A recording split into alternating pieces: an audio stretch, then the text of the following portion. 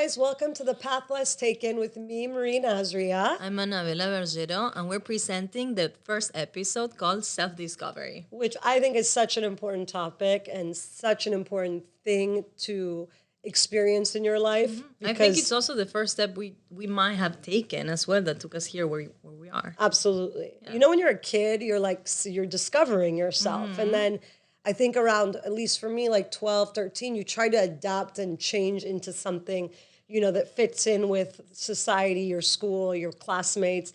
And you kind of lose yourself because you want to just, it's a very challenging time, 12, 13, for Yeah, the adolescence. entering teenagehood Yes. is crazy. So then, like, when do you have a real opportunity after you grow and you learn and you fall to really discover yourself again? You like it's a very powerful process and it's a choice. You know, you don't just fall into it. You have to make a choice. It's a choice, but at the same time, I think sometimes if you're not choosing it, you're going to be pushed. Yes, like And the you're going to have universe. to do it anyway. The universe loves yes, to do it's that. going to be like, okay, just like, It's like, oh, do you don't it. want to accept the truth. You don't Yeah, want to face it. do You're it. either going to have a lot of pushback, which it could be anxiety, frustration, anger, resentment, I feel like, weirdly. But then when you give in and you say, I want to learn what's going on with me, what's happening to me, who am I, what do I Who want? am I? Who am I is very, very I don't think honestly powerful. there's like an answer really to that who am I, but it's pretty much also a path you undertake to get to know you, to get to know the multiplicity of your being. But first, like, what is self-discovery? It's the I feel reintroduction of a new conversation with yourself. And we're always changing, we're always evolving. And so I, at least in my experience, believe that I'm always figuring that out and I'm always on a self-discovery because I'm changing, things change, things evolve, you fall, you get back up, you learn, you fail. This is just the reality and the rhythm of life, right? And it's beautiful if you can get behind it, you know, if you can say this is supposed to happen. If you can see that in perspective, like the meta view of your life, and Yeah. you're not fully over identifying with everything that's happening to you, but pretty much you're also observing how you are unfolding Yes. throughout. Yes. your And it's interesting existence. because you said, like, I don't know about who am I, like that. How do you answer that How do you question? answer that? I honestly feel that I am everything and nothing. Yes, I wrote that. All the Yes, time. At the same time, yes. It's beautiful because you can really hold yourself in a really beautiful infinite space where you like the divine space where you can accomplish anything, but then you have to be humble and also be open for error and margin for error and change and failure, which is part of life, which is part of growing. It's so liberating to me when I'm like, oh my God, I'm fucking it up. Really. It's like taking responsibility and agency over saying, hey, I'm making a mistake. And that's Instead okay. of like It trying doesn't to really be mean perfect, anything. It doesn't. It means that you have an input over something that you have to kind of reassess the path you're taking, or Yes. like realign in a way or Yes. the other. So it's like one way or the other. Even at the times when we feel we're not fully nailing it, it's still an information, and it's still 100%. like. I think the reframing as well when we go into this self-discovery path, the reframing of, failure, success, the reframing of those things that sometimes they hold so much weight in our life because we don't want to Because fail. we give meaning, too much meaning to the word failure. Yes. If you really think about every time you failed at something, It's- what happened after you Yeah, failed? You definitely. got back up and you learned so much. And you got closer most to who people you who are are. successful, it came from failure. Yeah. Mm-hmm. It came from having nothing, from hitting rock bottom. Like, I remember when I used to have like really hard times, I used to be like, is this rock bottom? Like, have I officially arrived? Like, it's Wait, almost exciting. Am I touching I'm it? excited about it. I'm like, okay, this is the worst. This is it. Now Yeah. I'm gonna catapult up. Have you touched rock bottom? Yes, several times. And weirdly, as dark and sad and messed up as it was, it gave me hope. Because I knew it couldn't go lower. Like, The it only was way only was up up. from here. Yeah. So that's a very positive way to spin failure, rock bottom. We're humans. We survive. We fight. You know, when you're put up against a wall, you fight. So I think that's also with our mental health.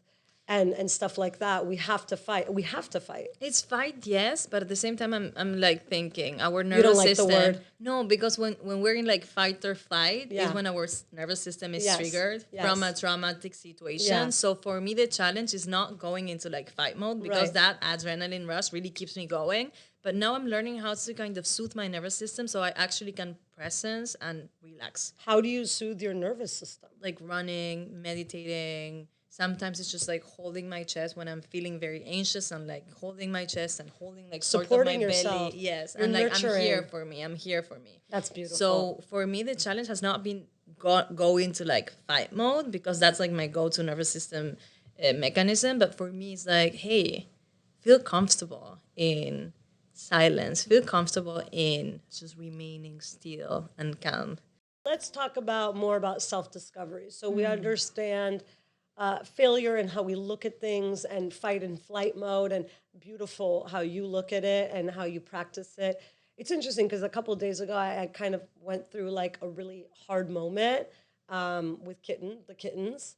And Wait, what happened with the kid? Like, what kittens? oh, yeah, like weren't people, there. they want to know. so we rescued kittens. They were like basically under the house, and the mom left. And we tried to, they still had their umbilical cords, so they were really kittens, babies. And we were trying to bottle feed them and keep them alive. And sort of long story short, because that's like a whole other conversation, we ended up losing both the kittens. And it was really sad and really hard. And it triggered a lot of stuff for me. And I went to yoga twice that day. And my body is strong, but I don't go to yoga usually twice in a day. I go 2-3 times a week. But I think I needed to calm my nervous system. Also, like, let your emotions run through your body. Yeah, and move in the pain, move in the loss. And those 2 yoga classes like saved me. They really gave me one, the time and the space to have my experience and to feel the feelings. And I remember I had like little flashbacks of little things that was happening. And then I had little critical moments with myself where I was like, why couldn't I save them, et cetera, things like that. And then also how beautiful my partner was in trying to save them. And it was a lot, it was like a whole, like, it was like a movie. The whole thing was like a movie. There were so many emotions in it all.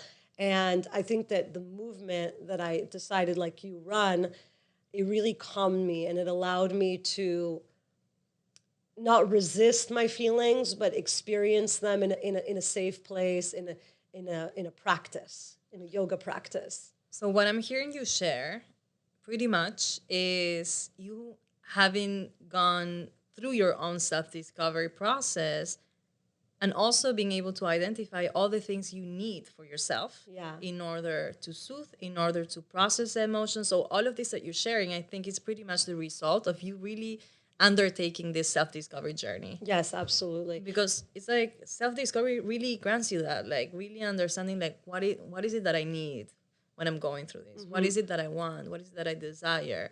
It's not only the who am I, Yes, but everything that's also like around that. And I think part of self-discovery also is like you need to be able to heal yourself and take care of yourself. And we don't do it 24/7, but we need to do it in those important moments, you know? So like I learned many, many years ago from my therapist when I was having a hard time, she said, you need to learn how to be your own good enough mother. And I said, what does that mean? Reparenting the inner It was child. so powerful, and I do it, and that's how I soothe now. Because first of all, I like to label things. I like to know what they're called, or so I can reference it in my meaning. tools. You create meaning that Exactly. So like now, like my mother's a beautiful person. We have a beautiful relationship, but I haven't been able to rely on her my whole life, and it's been very disappointing. But on top of that, my mom is a human being. She's not, she wasn't put on this planet just to be my mother, and she's not all mine, you know, she's a human. And so when I became my own good enough, first of all, she comes with me everywhere, which is me. Yes. She protects That's me. powerful. And I'm building that. You know, it started as like kind of like a lie I was telling myself, like, oh, you're your own good enough mother. Yeah. And then slowly I would do something nice for myself, and I'd be like, oh, that's cute. That's like something a mother would do, or like soothing, you know? So I became my own good enough mother, and I think, and even my own good enough father to an extent, own good enough sister, and own good enough, you know, partner, so that one, I don't need to rely on external things because external things are up and down through the self-discovery, because it's so important when you're doing your own personal work. Not everyone's going to align, not everyone's going to understand, not everyone's going to be there all the time, you know. So you have to be able to do that Because for yourself. you are the one You being are with you are yourself all the it's time. everything. You are everything, you are nothing, and you have to be there for yourself. If you're not going to be there for you, who's going to be there for you? You know? Holding you. Yes. So the way I see self-discovery is very like visual. So I pretty much see this sort of sense of self at the edge of something, and then like not being able to see what's beyond that sense of self, right? So you're The like unknown.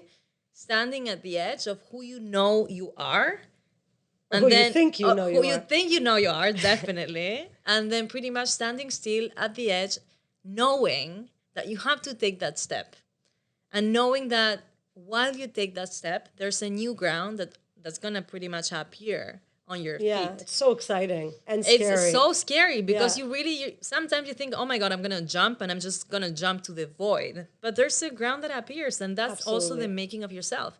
There's a psychologist that says that a lot of our personality is pretty much trauma response. So a lot of what we think or who we think we are throughout our life, like this is based my on that. personality. I've been born like this. It's like, No. honey, like really? Sometimes not. Through my self-discovery process, I mean, it's gonna continue for life, right? Yeah. It's like this is not something that's gonna stop like tomorrow. Yeah, it's not like, oh look, I figured it out. Eureka, it's Definitely. done. No, Definitely not. It's a lifelong process. And through this process, I really got to know parts of myself, and I really shed parts of myself that I thought were pretty much like a main part of my personality. And then I realized, oh, that was actually a response of something I went through, but that's not really Yeah. me. Yeah. So the self-discovery is like letting things in and shedding things as well. 100%. And just remaining at the edge of being and just taking the leap of faith to say, I want to explore beyond what I think I I am. love that. They say like your life starts at the end of your comfort zone or something. And it's so interesting because I feel like we always I feel like as humans, we try to stay in our comfort zone because we think our comfort zone is a safe place, but it's actually limits you from having life and experiencing life. I remember many years ago, I was afraid to leave my apartment for a long time. And because I was experiencing a lot of anxiety and I had anticipatory anxiety. So I would you explain? anticipate, Yeah. I would anticipate really terrible scenarios that were literally outlandish, very creative over here. That yes. It's crazy how creative. I still remember certain things that I thought, like I loved ballet and I used to go to ballet. And then when I started getting really bad anxiety, I would convince myself that if I went to ballet, that something terrible would happen. Like I can't even imagine like what it would be exactly, but like someone would ask me a question and I wouldn't know the answer and I'd be embarrassed. And that's how scared I was. So I wouldn't go. And then the more you do that, the more you feed it. And then And the walls become and the thicker. you see nobody. You end up seeing nobody. You end up isolating yourself in what you think is your comfort zone. And it's a very hard, lonely place to be. Obviously, we can talk more deeply about that at another podcast. I'm very open about it. But I think that when you take that little step and nothing happens, or even if something happens, sometimes something happens, but it's not at all what you thought was going to happen. Yeah, also so that you can't prepare yes, yourself. no expectation. This is life. You just jump and it's like just no go. expectation. You just don't know what's gonna go. happen. Yeah, and by the way, everyone's doing it. Everyone's like, some people look like they have their shit together, but No. they don't. And then like successful people, like everybody wants to be successful, but like I know a lot of successful people, and most successful people I know, they're not even fully happy or fully tapped in to who they are, you know, or enriched by the quality of their life because they're success driven. Now, there's nothing wrong Also, with like, that. what is success, right? Because in Right, this what is self-discovery, success? it's like you really start understanding what does success mean to you. Yeah, absolutely. So it might mean economical, just Achievement, achievement. abundance, It yeah. might mean having and building a family. It might mean many things. And it might change over time. Definitely. You know, That's a constant thing, change. And it's funny because like when you're when you get married, you know, because things become very like this is it. That's interesting. Things change. You change. Your partner changes. You have to check in, and then that becomes a self-discovery of yourself and your person, the person you're spending your life with. So the beautiful thing you're mentioning is pretty much we have a social contract, which is marriage. It's like a government, like right. It's a binding contract, and then within that framework, that seems to be not limiting, but it seems to be framing you in a certain framing way. you. How can you keep on growing in partnership when we also sometimes adopt certain social contracts?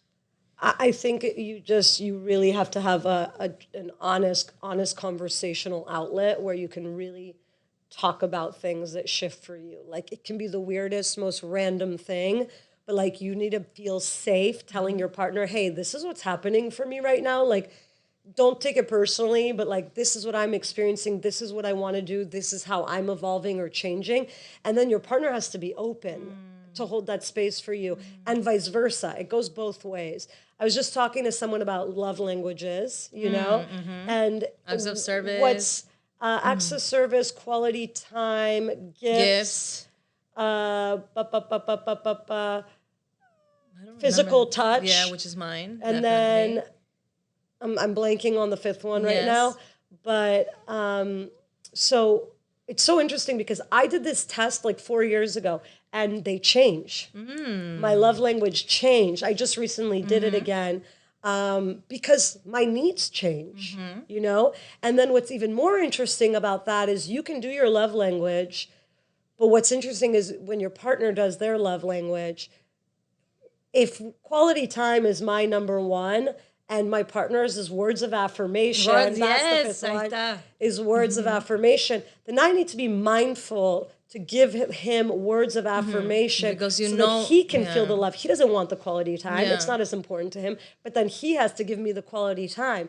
And that's how you speak in the love languages. And I think it's really powerful. And I remember my ex-husband, his was affirmations. And I started complimenting him. Instead of just complimenting him in my head or not saying anything, I started complimenting him. And I literally saw The change. he like felt so big and so great and so loved. And it was so crazy. But it would have been nice if it was reciprocated. I'm Well, like, babe, the book. Give him the book, you know? give him the book. Anyways, that's not the point. The point is, I know. you know, in a relationship, you support your partner, they support you. It's an exchange.